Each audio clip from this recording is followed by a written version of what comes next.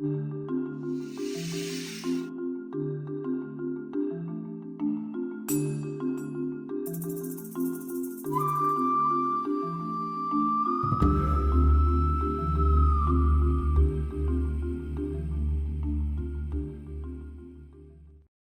nuestros hermanos, años atrás en el primer siglo, la misión de la iglesia era sumamente clara. La iglesia tenía una profunda conciencia de que había que ganar almas. Era algo urgente. Había que rescatar las almas de este presente siglo malo. Así es como el apóstol Pablo llamaría a este mundo. Usted puede mirar Gálatas capítulo 1, versículo 4. Había llegado finalmente la hora de la gran noticia, pasando por alto siglos de ignorancia y muchísimos desaciertos. Ahora Dios estaba dándole a todo el mundo la oportunidad de arrepentirse y de cambiar de vida siguiendo obedientemente los propósitos del Creador. Podemos ver Hechos capítulo 17, versículo 30. El mundo puede cambiar, esa era la gran noticia. La gente puede salir de la maldad y de la ignorancia y se puede convertir en personas que cumplen el feliz diseño de Dios para la humanidad. Lucas, en su evangelio, dejó bien claro que desde el principio el ministerio de Jesús tenía este propósito en mente. Cuando el maestro llamó uno a sus primeros discípulos, lo hizo para convertirlos en apóstoles, es decir, enviados. La intención no es que ellos fueran estudiantes de por vida, ni maestros de religión en una escuela o en alguna iglesia. Él los iba a enviar al mundo, ¿para qué? Para alcanzar cuantas personas fuera posible. ¿Con qué cosa? Con la gran noticia, con la buena noticia de que había llegado la oportunidad del cambio. Eso lo tenían bien claro los primeros cristianos. Era el momento de la transformación y del cambio. Vamos a leer la siguiente historia que está allá en Lucas, capítulo 5, versículos 1 al 11. Esta historia sucedió más o menos como un año después de que Jesús fuera bautizado por Juan el Bautista allá en el río Jordán. Y aquí relata el llamamiento de los primeros discípulos por parte del Maestro, por parte de Jesús. Dice la Biblia de la siguiente manera: aconteció que mientras la multitud se agolpaba sobre él para oír la palabra de Dios, estando Jesús junto al lago de Genezaret, es decir, lo que a veces conocemos como el mar de Galilea, vio dos barcas que estaban a la orilla del lago, pero los pescadores habían bajado de ellas y estaban lavando las redes. Subiendo a una de las barcas, que era la de Simón, le pidió que se separaran un poco de la tierra y sentándose les enseñaba a las multitudes desde la barca.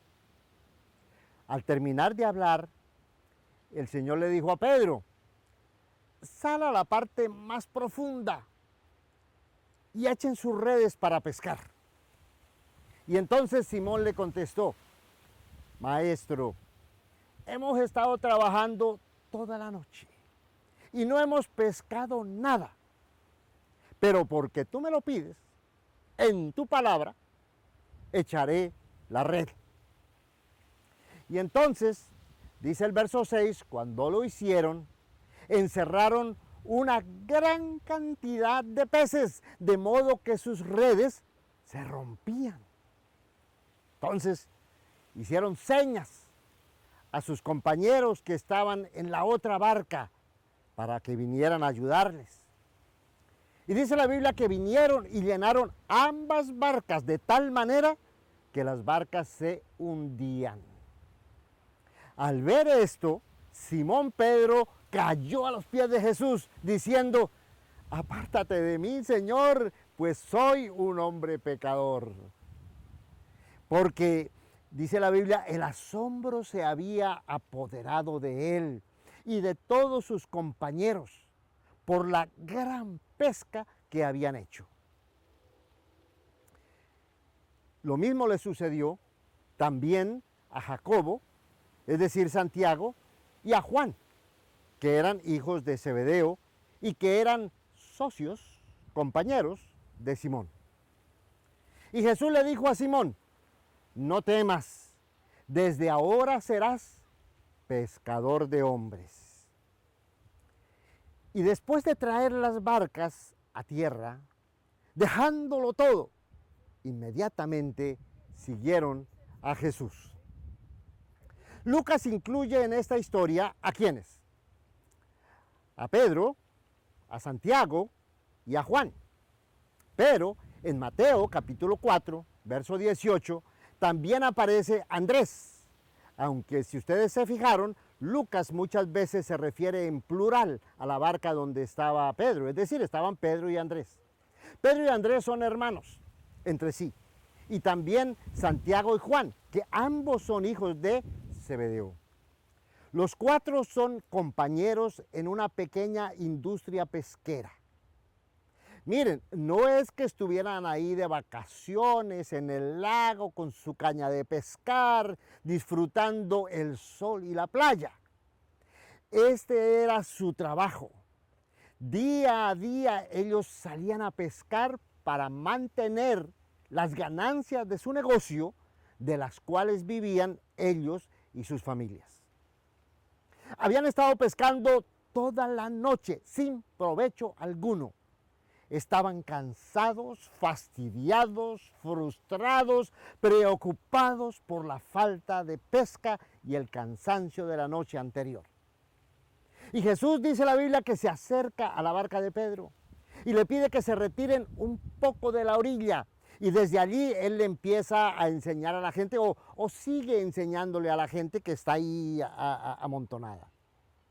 Cuando todo termina, Jesús le pide a Pedro que navegue un poco más adentro y le dice que tire de nuevo la red.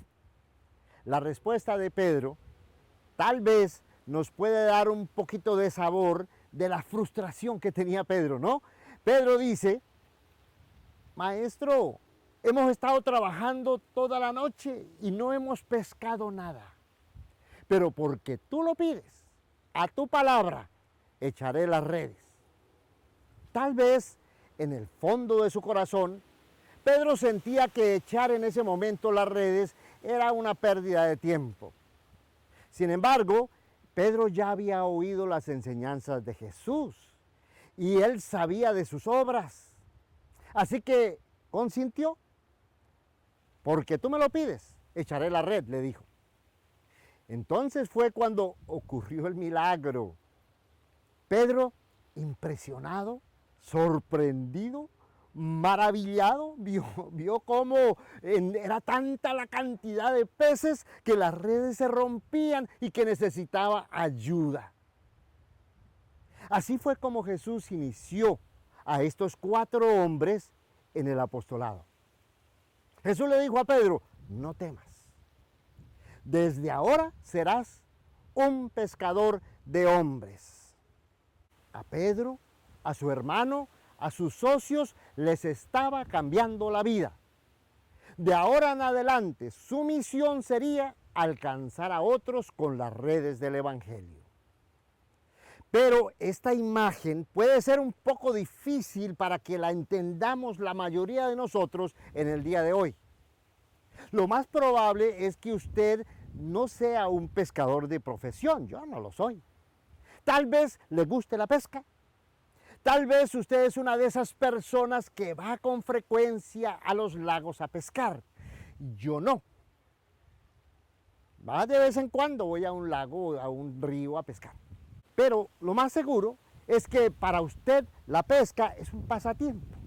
Es algo que tal vez, si usted lo hace para relajarse y entretenerse. Pero para entender lo que Jesús está enseñando aquí en esta historia, usted tendrá que salir de la idea de que pescar es un pasatiempo o un deporte entretenido. Tiene que ponerse en el lugar de Pedro, curtido pescador de oficio. Hay muchos peces, o sea, muchos seres humanos en este planeta, y Jesús nos ha comisionado para pescarlos. Hay casi 8 billones de personas en el mundo, 8 billones. Solamente aquí en el Metroplex hay casi 7,5 millones de personas alrededor de nosotros. De acuerdo con la Biblia, para nosotros buscar hombres no es una actividad secundaria que hacemos cuando nos quede tiempo o si acaso nos queda tiempo. Pescar hombres para nosotros es una actividad central en nuestra vida como iglesia. Pero, vean, hay otra idea que tenemos que sacarnos de la cabeza para poder entender mejor lo que Jesús está diciendo aquí. Lo más probable es que en la imaginación de la mayoría de nosotros está grabada la imagen del pescador solitario, con su caña para pescar en un lugar apartado, tratando de atrapar un pez a la vez con su anzuelo y su carnada. Pero vamos a recordar con atención la lectura que acabamos de hacer. Pedro, Andrés, Juan, Santiago están ahí con sus redes. Jesús nos insta a pescar con redes, no con anzuelos. La pesca de la que habla Jesús es con redes y no con anzuelos. Pedro, Andrés, Juan y Santiago debían ir a pescar en grupo, no individualmente, no separados, no aislados. De hecho, en la historia, Pedro no puede retener él solo la cantidad de peces que Jesús había puesto en la red. Tuvo que pedir ayuda. Y entre todos realizaron la pesca. Cada creyente es un pescador. Cada uno de nosotros que hemos encontrado en Jesús la salvación, hemos sido llamados también a ser ¿qué? Pescadores. Las dos cosas van de la mano. La buena nueva de la salvación eterna y la responsabilidad de compartirla con otros. No puedes tener la salvación sin compartirla. No podemos recibir la salvación sin aceptar al mismo tiempo el compromiso de convertirnos en pescadores de hombres. Cada miembro de la iglesia es un pescador, pero la iglesia es la red, pongámosle cuidado, la iglesia es la red. Y ahí es donde está el problema. Por más que quiera uno ser pescador de hombres, no puede si no tiene una red. La iglesia es esta red de personas unidas, entreconectadas, que se ayudan y que se apoyan unos a otros. Es como una familia. Es una red de hermanos y de hermanas que se apoyan mutuamente. Cuando esta red se esparce en un vecindario, en una ciudad, en un país o por toda la tierra, entonces ocurre la pesca. No hay pesca sin red. No la hay sin iglesias unidas en la hermandad de Jesucristo. La intención de Jesús es que la iglesia sea ni más ni menos una gran familia. Él le enseñó a sus discípulos que los lazos familiares van más allá de los vínculos de sangre. Ustedes se acordarán que en una ocasión María y los hermanos de Jesús, María la madre de Jesús y los hermanos de Jesús en la carne, vinieron a buscarlo. Y Jesús les preguntó a la gente que estaba ahí, ¿quién es mi madre y quiénes son mis hermanos? Y extendiendo la mano hacia sus discípulos, dijo, miren, estos son mi madre y mis hermanos. Porque cualquiera que hace la voluntad de mi Padre que está en los cielos, ese es mi hermano y mi hermana y mi madre. Entonces, ¿qué quiere decir esto?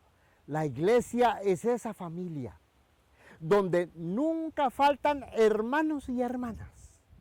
padres y madres, abuelos y abuelas, para todos. No son solo hermanos y hermanas de nombre, sino que forman una gran red familiar que atrae y que salva a otros. La iglesia es la red.